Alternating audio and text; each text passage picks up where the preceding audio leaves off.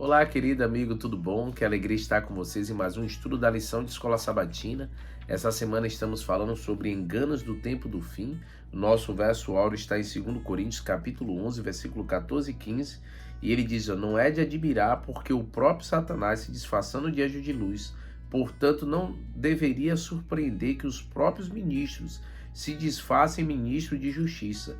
O fim deles será conforme as suas obras. Então, assim, o inimigo ele se disfarça, ele tem aí criado as suas doutrinas e pensamentos e maus costumes e enganando e seduzindo a muitos, se possível até os eleitos de Deus. Então a gente já falou aqui sobre misticismo, a experiência do quase morte, mas chegamos hoje ao aspecto da necromancia e o culto aos ancestrais.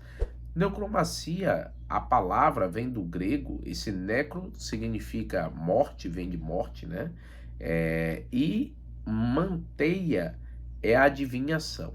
Então já é uma prática antiga que é invocar aqueles que morreram, cultuar no aspecto de ter deles respostas para que assim as pessoas vivam melhor, tenha uma visão melhor do futuro, do que está acontecendo, e é uma concepção pagã, mas que seduz a muitas pessoas. E o culto aos ancestrais é a busca pelo aquele ente querido que morreu, ou aquela pessoa que era de boa fama, que praticava o bem durante em vida, e esse espírito imortal ele pode auxiliar as pessoas e assim muitos acabam cultuando e buscando, alguns dizendo que em busca de respostas ou tentando resolver situações da sua vida com familiares ou entes queridos que não ficou tão claro.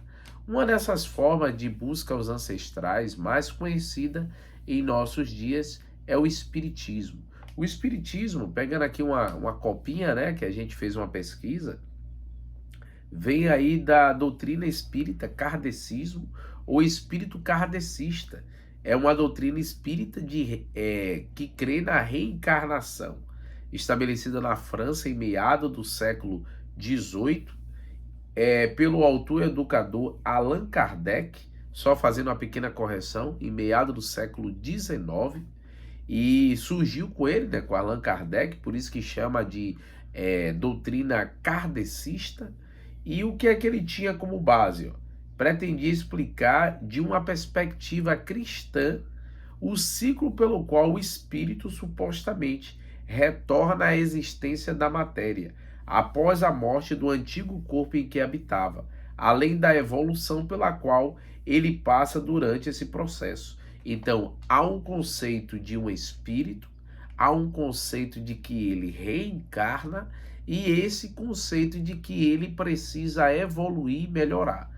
Então, Kardec fez alguns livros onde é a base do espiritismo e eles se apegam ao aspecto da bondade, eles se apegam ao aspecto de alguns textos bíblicos para tentar fundamentar a sua crença, mas que ela é totalmente antibíblica, no qual ele não contribui para um pensamento correto sobre a morte baseado na Bíblia. Lembre-se que já usamos aqui Hebreus 9, principalmente o verso 27, que diz que só se vive uma vez e Cristo morreu uma única vez. E também o texto de Pedro, que trabalha esse mesmo aspecto do sacrifício de Cristo único e que a vida é uma só. Então, queridos, há um erro nesse tipo de pensamento, tanto de buscar os mortos para que eles orientem, como aqueles que buscam para tentar evoluir, ter contato, porque, por exemplo, nesse aspecto kardecista, começou a surgir vários milagreiros, né,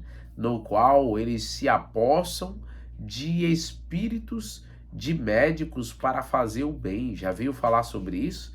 Então, ali as pessoas que morreram, eles voltam para fazer o bem. O interessante é que se ele morreu e era uma pessoa boa, você já vê que é algo estranho, porque é que esse espírito está vagando e não foi para o céu ou para o inferno, como assim alguns creem. Mas ele precisa se aperfeiçoar ainda depois da morte. E aí se esquecem com esse pensamento de Eclesiastes 9, versos 5 e o 10, que diz que na morte não há projeto nem plano algum.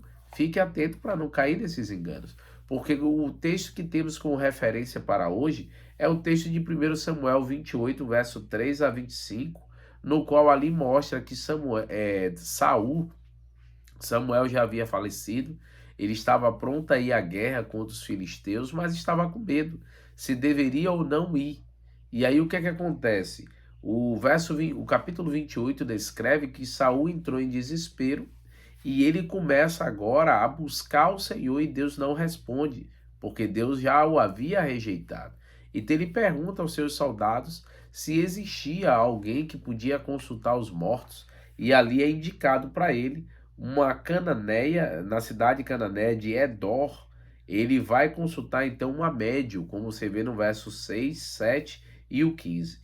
E ali ela identifica que é Saul, ela fica com medo, porque Samuel havia pedido para atirar todos que praticavam esse erro, era um pecado, como você vê a base bíblica para isso em Levítico 19, 31, o capítulo 20, verso 6 e 27. Então Deus ele condena e foi retirado do meio de Israel os médios, os feiticeiros, os necromantes.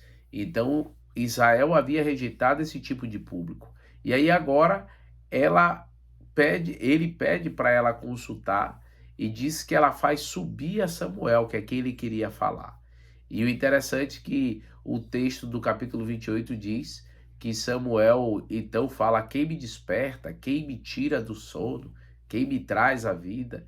E ali então eles conversam um pouco e ele diz que é para Samuel ir para a guerra que ele iria vencer. Você vê que esses espíritos eles são enganadores e ali na verdade foi o espírito maligno se disfarçando, não verdadeiramente Samuel, porque diz que ele iria vencer a batalha. E se você olhar no capítulo 31, Saul perde, né, a batalha. Então o espírito mentiu, o espírito errou, mandou ele ir para a guerra para ele perder, e ele acaba até no decorrer aí desse capítulo perdendo a sua própria vida. Então, queridos, cuide com esses espíritos, porque o inimigo muitas das vezes ele vem para enganar, mas tem muitos que estão buscando essas mentiras e acaba caindo no laço do inimigo. A lição ainda comenta-se no final. Dois textos de Isaías. Isaías capítulo 8, versos 19 e 20, e Isaías 19, 3. E aí Isaías, o capítulo 8, 19 e 20 diz: ó, quando disseres a vocês, consulte os médios e os adivinhos, que sussurram e murmuram, será que um povo que não deveria consultar o seu Deus? A favor de vivos se consulta, ou a mortos? A lei e o testemunho. Aí é o verso 20. Se ele não falar segundo essas palavras, jamais verão a luz do alvorecer. Então, queridos, consultar espírito para quê se a gente tem um Deus? Será que não compensa buscar a Deus? E outra, se ele não falar de acordo com a lei, com a palavra, com o testemunho, caia fora disso. Então, cuide com esses espíritos, porque não é da aprovação bíblica e você pode ir por um caminho tortuoso que pode lhe custar sua vida eterna. Cuide então disso, creia no Senhor Jesus e seja salvo. Deus te abençoe e te dê um dia maravilhoso em sua presença.